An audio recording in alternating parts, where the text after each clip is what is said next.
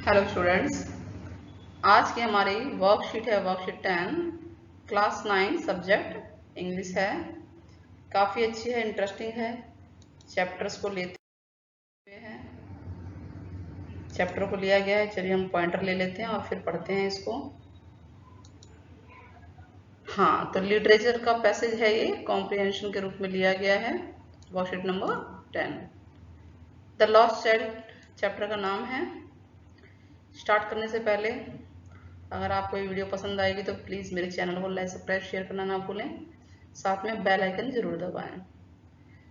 The Lost Child is a story written by Mulk Raj आनंद। मुल्क राज आनंद के द्वारा ये स्टोरी लिखी गई है, ये ठीक है। और इस स्टोरी में बहुत अच्छी स्टोरी है ये कि एक चाइल्ड है visits a village fair. Village fair यानी गांव में एक मेला लगता है, उसको अपने पेरेंट्स के साथ देखने के लिए निकलता है, ठीक है। ही इज हैप्पी, बहुत खुश है, बहुत एक्साइटेड है कि मैं मेला देखने जाऊंगा। फैसिनेटेड है, अट्रैक्टेड, फैसिनेटेड मीन्स होता है अट्रैक्टेड, अंडरलाइन करते हुए चल रहे हैं। टॉयज को देख के, जैसे बच्चे टॉयज को देख के खुश होते हैं ना, खिलौनों को, वैसे ही उनको भी देख के वो बहुत खुश होता है। जो भी रास्ते में खिलौने वालों की दुकान दिख रही है, उसमें खिलौने दिखते हैं तरह तरह के। और वो डिमांड भी करता है, डिमांड करता है कि भाई मम्मी पापा को, कि मम्मी पापा जी मुझे दिला दो इसको। But he received a cold stare of refusal, यानी उसके पिता उसको मना कर देते हैं। तो यानी हर बार जब भी कुछ भी वो देखता है तो पिता के द्वारा मना कर दिया जाता है। देन दे पास थ्रू, उसके बाद वो मस्टर्ड फील्ड, मस्टर्ड फील्ड क्या होता है, सरसों के खेत से पास होते हैं, वहां से गुजरते हैं। ही mesmerized बाय नेचर, नेचर की चीज को, खेतों को देख के बहुत खुश होता है, एक्साइटेड हो जाता है, mesmerized हो जाता है, एक्साइटेड हो जाता है। फाइनली खेतों से निकलते हुए दे रीच फेयर, मेले में पहुंचते हैं, ठीक है। फेयर में से मेला है यहाँ पे।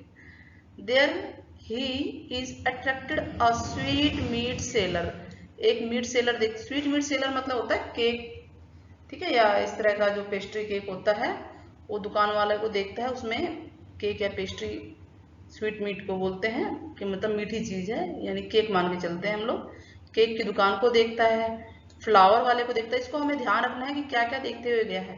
सबसे पहले टॉय शॉप को, sweetmeat seller, flower seller, ठीक है, और बैलून सेलर। उसके बाद स्नेक चार्मर, यानी जो सांप का दिखाते हैं, करतब दिखाते हैं ना सांप के साथ, तो उसको देखता है। ही ममस, यानी अंदर ही मन में सोचता है कि बोलूं कि हाँ भाई ले लूं, लेकिन आस्किंग फॉर एवरीथिंग, मतलब वो चाहता है कि हर चीज उसे मिल जाए, लेकिन वो जानता है कि उसको रिफ्यूज कर दिया जाएगा, यानी अगर वो मांगेगा तो उसके पिता उसको मना कर देंगे।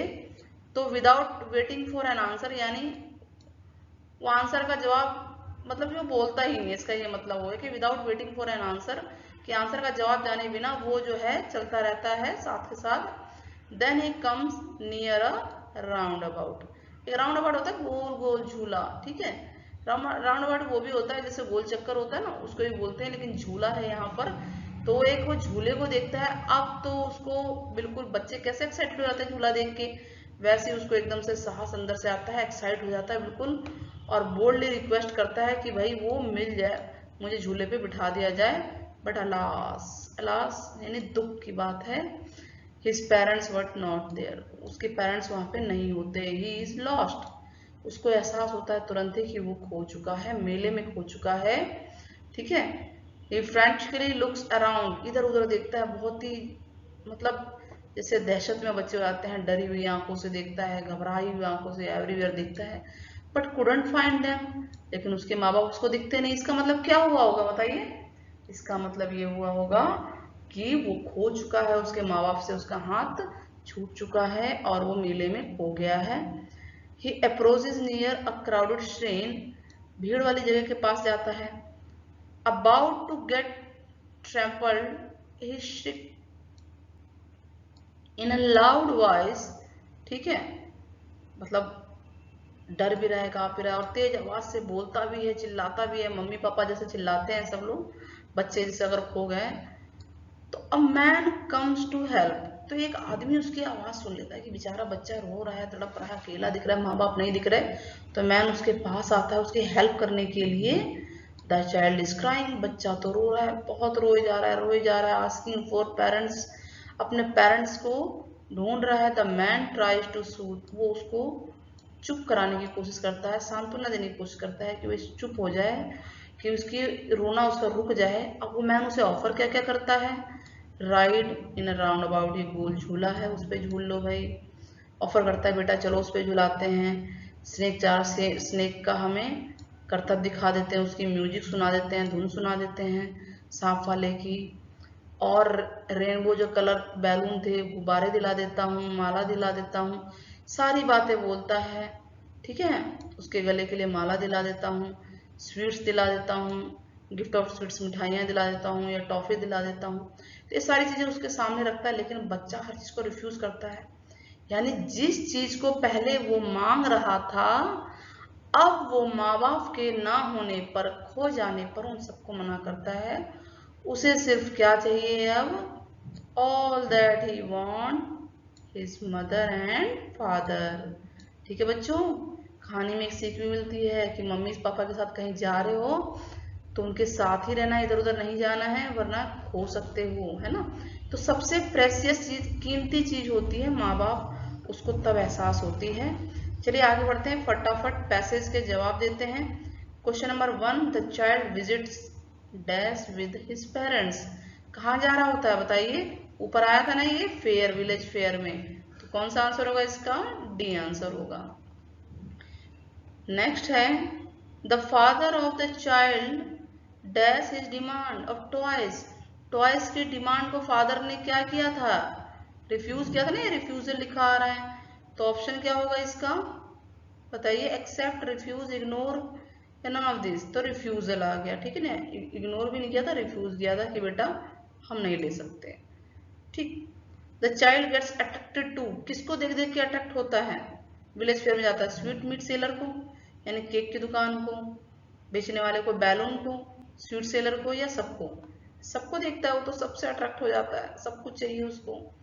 फाइनली ही गैदर्स करेज, मतलब उसको साहस आता है कि मैं बोल दूं, और रिक्वेस्ट करता है बोल्डली, किस चीज के लिए, झूले के लिए था ना, गोल झूला, तो कौन सा था, ride in the round about. ठीक है, he feels dash after getting lost, जब वो खो जाता है तो उसे कैसा महसूस होता है, डिलाइट, डिलाइट मीन्स होता है खुश होना, खुश होता है वो, एंग्री गुस्सा होता है, या मिजरेबल बहुत दुखी टाइप का होता है, या सेटिस्फाइड, तो उसकी कंडीशन मिजरेबल हो जाती है, बहुत ज्यादा दुख टाइप का हो जाता है, कि मतलब बहुत दुखी, सच में दुखी होता है वो, तो मिजरेबल कंडीशन हो जाती है। ठीक है, the man offered the child, man offers करता है चाइल्ड को, क्या ऑफर करता है बताइए, झूला ऑफर करता है, yes, balloon, yes, sweets, yes, सब कुछ ऑफर करता है, यानी ऑल ऑफ देम। ठीक, तो यानी आंसर कौन सा होगा, D. Now 7th, which part of the speech does the word inconceivably belongs to.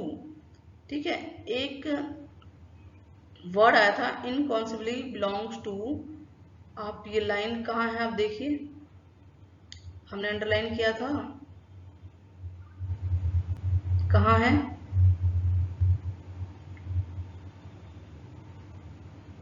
ये रहा, द चाइल्ड इज क्राइंग इनकॉन्सिबली, लगातार रोए जा रहा है, यानी क्राइंग, क्राइंग होता है वर्ब, और क्राइंग की बारे में बता रहा है, कैसे रो रहा है, बहुत ज्यादा रो रहा है। तो जो ये वर्ड है ये किसको बिलोंग कर रहा है, हैं? ये वर्ब के साथ है ना, तो वर्ब के बारे में बता रहा है, तो ये एडवर्ब होगा। ठीक है, समझ में है, एडवर्ब है ये।